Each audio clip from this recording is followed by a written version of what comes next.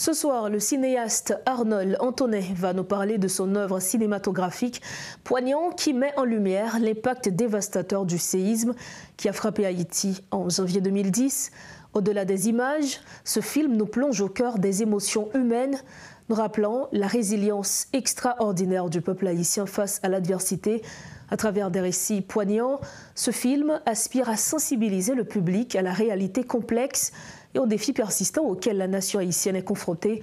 M. Antonet abordera non seulement l'œuvre, mais également sa compréhension de la manière dont les Haïtiens interagissent avec l'environnement. 14 ans plus tard, chronique d'une catastrophe annoncée, Haïti, Apocalypse Now, un film que vous pourrez suivre immédiatement après cette édition du journal. Arnold Antonet, bonsoir et merci de votre disponibilité. Bonsoir Rose Berline. C'est un jour très triste. On commémore 14 ans du tremblement de terre. Donc c'est des souvenirs horribles. On y va.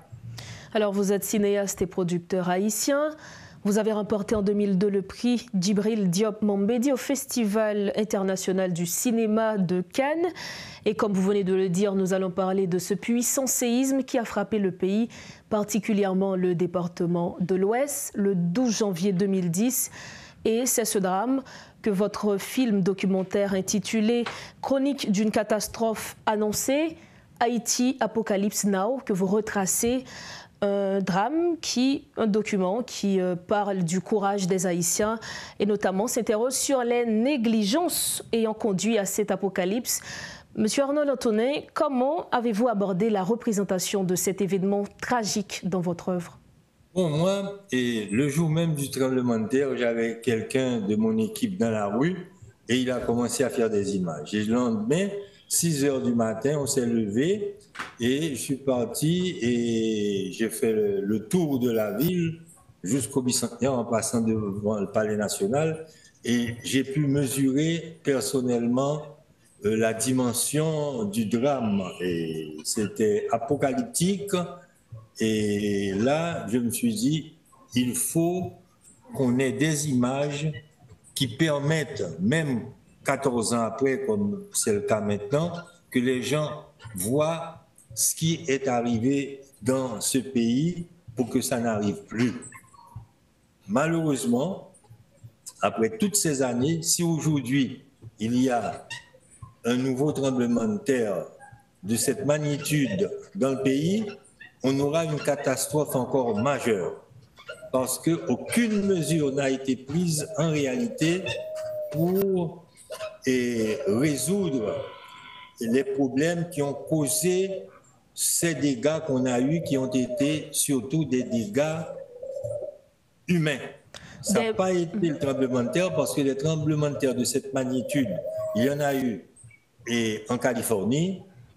Peu de temps après, au Chili, il y en a un d'une magnitude encore plus grande que la nôtre et il n'y a eu que des dizaines de morts en Californie et une centaine au Chili.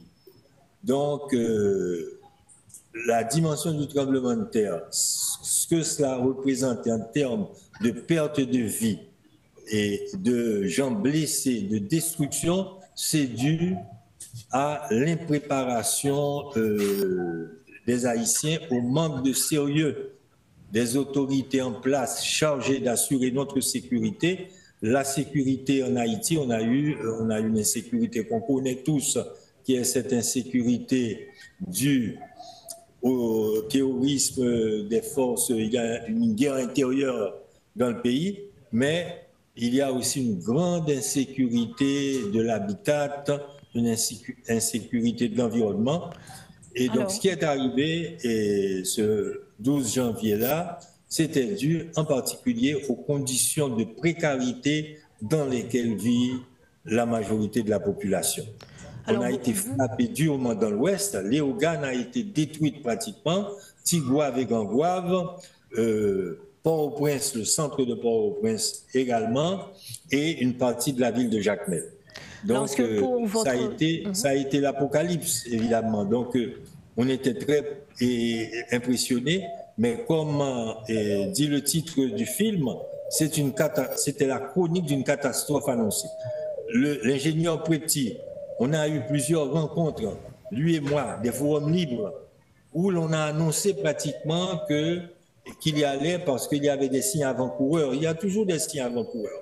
Et on se disait, on ne sait pas à quel moment, mais il est très probable qu'on ait un séisme d'une magnitude majeure, comme celle qu'on a eue au Cap-Haïtien. On a eu en 1844 un tremblement de terre qui a tué la moitié de la population.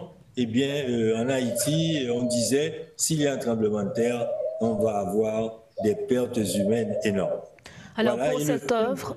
On enregistre tout ça, mais on enregistre aussi et la force d'âme, le courage avec lequel les Haïtiens, avec leurs mains, ont fait face à cette situation immédiatement après. Mais il ne s'agissait pas de réagir immédiatement. On a eu toute la tendresse du monde, comme disait René Despestre, vers Haïti, était là, mais on a perdu l'opportunité. Donc, maintenant, on a oublié la catastrophe en attendant une prochaine, voilà, comme c'est presque rituel en Haïti. Une catastrophe chasse l'autre en attendant la nouvelle. Donc, les mesures n'ont pas été prises au niveau de l'urbanisme, au niveau de la construction. On n'a pas repensé. Nous, on a proposé. C'est ce que propose le film. Mais après, on a créé un mouvement qu'il a proposé clairement. Il fallait créer une institution autonome qui échappe aux aléas de la vie politique haïtienne, aux appétits des hommes du pouvoir, afin qu'on mobilise tous les moyens possibles afin de reconstruire le pays sur des bases nouvelles. Justement, en parlant de reconstruction du pays 14 ans après Arnold Antonet, comment est-ce que vous percevez le rôle du cinéma aujourd'hui dans cette reconstruction? Bon, écoutez, c'est encore devenu plus compliqué, plus improbable, parce que, comme vous le savez, une grande partie du territoire échappe aux mains des autorités, est contrôlée par les gangs, et donc tout ça devient, pour certains, presque dérisoire de penser à ce qui devrait se faire. Mais évidemment, il va falloir y penser un jour. Donc, il faut repenser complètement la reconstruction de ce pays. Toutes les villes sont bidonvillisées, toutes les villes sont extrêmement précaires et très vulnérables. Donc, moi, je crois qu'il faut prendre en main ce territoire. Il faut un aménagement du territoire, un aménagement sérieux et rapide. Et évidemment, quand il y a des catastrophes comme celle du 12 janvier, les gens étaient disposés à faire tous les sacrifices, étaient prêts à accompagner les autorités si elles voulaient prendre en main vraiment un changement rapide et sérieux. Donc, mais imaginez-vous que le Palais national est encore dans l'état où il est. Donc. En effet. Et donc là, il faut repenser toutes les villes.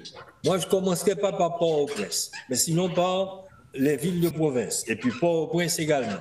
Les repenser du point de vue urbanistique. On ne peut pas reconstruire Port-au-Prince au niveau de la mer parce qu'avec la montée des eaux, le réchauffement climatique, on va avoir de graves problèmes, des menaces de tsunami, mais pas seulement ça, sinon que l'eau va commencer à monter le niveau de l'eau et cela va menacer la ville. Donc il faut repenser la construction de la ville. Et ça révèle de la responsabilité de l'État, cette reconstruction dont vous parlez, le fait qu'on doit repenser.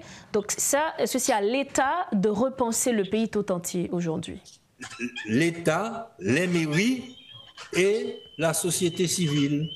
Pour cela, il faut une autorité qui s'occupe de la reconstruction de ce pays. Moi, j'insiste et je continue à proposer, il faut que ce soit une entité étatique, mais indépendante du gouvernement, où l'on retrouve des urbanistes, des architectes, des hommes et des femmes de loi, des historiens et des sociologues, des économistes, une association multidisciplinaire qui repense la construction de la ville du point de vue physique, urbanistique, et qu'ils tiennent en compte la situation sociale et économique.